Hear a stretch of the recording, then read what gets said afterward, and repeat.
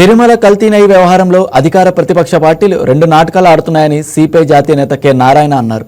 CBI SIT విచారణ జరిపి నివేదిక సమర్పించినప్పటికీ నిందితులపై చర్యలు తీసుకోకుండా ఏకసభ్య కమిషన్ నియమించడం ఏమిటని ఆయన ప్రశ్నించారు. రాజకీయ పబ్బం గడుపుకోవడం కోసం వెంకటేశ్వర స్వామిని వాడుకుంటూ భక్తుల మనోభావాలను దెబ్బతీస్తున్నారని ఆగ్రహం వ్యక్తం చేశారు. ఒకరిపై ఒకరు నిందారోపణలు చేసుకోకుండా భక్తుల మనోభావాలను గౌరవించి నిందితులకు శిక్ష పడేటట్లు చేయాలని నారాయణ డిమాండ్ చేశారు. మనోగతాలు చెలగాటమాడుతూ ఉన్నారు. తప్పు జరిగిన మాట వాస్తవమే, తప్పు తెలిసిన మాట వాస్తవమే, దాన్ని పదే చెప్పాల్సిన పని లేదు. మీ అరిచేతికి స్వర్గ అర్థం అక్కల్లా మీ చేతుల్లో ఉంటే యాక్షన్ తీసుకోవచ్చు. మళ్ళా దాన్ని వన్ మ్యాన్ కమిషన్ పెట్టి అసెంబ్లీలో చర్చ పెట్టి ఆ లడ్లు ఎన్ని పురుగులు ఉన్నాయో, ఎంత మగ్గిపోయిందో, ఎంత పొందుకోబోందో చెప్పడం ద్వారా మీరు ఏం సాధించబోతారు? పవిత్రమైనటువంటి వెంకటేశ్వర స్వామి చెడగొడతారు, భక్తుల మనోభావాలు దెబ్బకొట్టిస్తారు.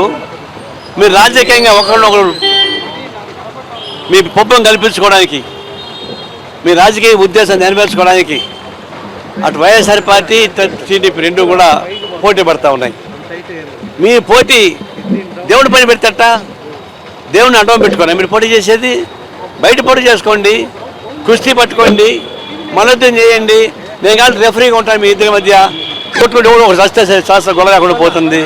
మీరెందుకు మీరు చేసే పాపాలని దేవుడి పైన నెట్టేసి దేవుడిని అల్లకొల్లం చేసి కోట్లాది మంది భక్తుల మీద దెబ్బతీసిన అవసరం లేదు. ఇప్పుడు సుబ్రహ్మణ్య స్వామికి ఏకంగా సుప్రీంకోర్టుకి పోయి ఉన్నాడు.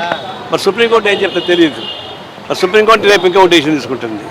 ఇవన్నీ కూడా కాలయాపన చేయడం, తప్పు చేసిన వాళ్ళని యాక్షన్ తీసుకోవడం, తప్పించుకోవడం, బీట్ అరౌండ్ ది బుష్ అని చెప్పని చుట్టూ కొట్టడం తప్ప ఇంకోటి కాదు. లేకపోతే ఈ పార్టీకి ఎప్పుడూ యాక్షన్ తీసుకుండొచ్చు. మీ చేత హక్కులు ఉన్నాయి. మళ్ళీ దానికి అసెంబ్లీ చర్చ ఎందుకు ఉండాలా? ఆ తర్వాత వన్ మ్యాన్ కమిషన్ ఎందుకు? సిట్ వేసింది, సుప్రీంకోర్టు ఇన్వాల్వ్. మరి వన్ మ్యాన్ కమిషన్ ఎందుకు? ఇవన్నీ కూడా ఓటకం, నాటకం, కాలయాపన చేయడం, దేవుణ్ణి ఉపయోగించుకొని ఒకరి మీద రాజకీయ ఎత్తుగడలు చేసుకోవడం, మీ రాజకీయ ఎత్తుగడలని కోసం ఈ పవిత్రమైనటువంటి వ్యవస్థని ధ్వంసం చేయడం, ఇది మంచిది కాదు. ఇప్పుడు ఈ ఆరోపణలు వస్తూనే ఉంటాయండి.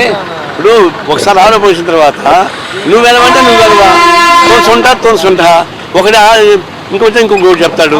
వస్తూనే ఉంటాయి ఇవి. మనకి ఎందుకు ఛాన్స్ ఇస్తారు మీరు? చర్చ వచ్చింది, సిట్ వేశారు, దాన్ని ఫైండ్ అవుట్ చేశారు, ఆ తర్వాత యాక్షన్ తీసుకోకుండా ఇప్పుడు వాడు కల్తీ, వీడి కల్తీ, వీడి కల్తీ అని చెప్పేసి నీ వంశమే కల్తీ అని చెప్పేసి చెప్తా ఉంటే ఇది ఏమాత్రం దేవుడి పవిత్రతకు ఉపయోగపడేది కానీ కాదు. మీ చెడ్డ ఉద్దేశాలు నెరవేర్చడానికి ఉపయోగపడే కుటిల తత్వం కానీ కాదు. ఈ వీడియో మీకు నచ్చినట్లయితే లైక్ చేయండి, షేర్ చేయండి, మా ఛానల్ కి సబ్స్క్రైబ్ చేయండి.